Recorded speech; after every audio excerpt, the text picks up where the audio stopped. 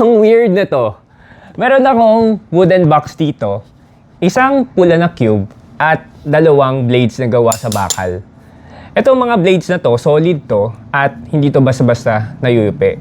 So yung unang blade, ipapasok natin siya dito sa taas na butas, at makikita nyong tumatagos siya sa ilalim.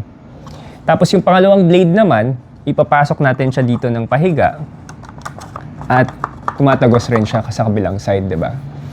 Tapos, itong red cube naman na to, ipapasok natin siya dito sa side na to at makikita nyo na nag-stack up siya sa gitna kasi nakaharang nga itong dalawang blades na to, di ba?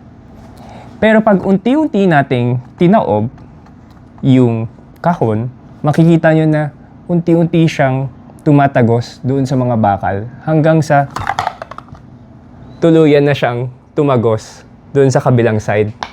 'Di ba? Tapos itong mga bakal naman na to, nakita nyo nakaharang siya at pag tinanggal natin siya, makikita nyo na walang mangyayari sa'yo dyan. Mag-resign ka na. Ang weird, no?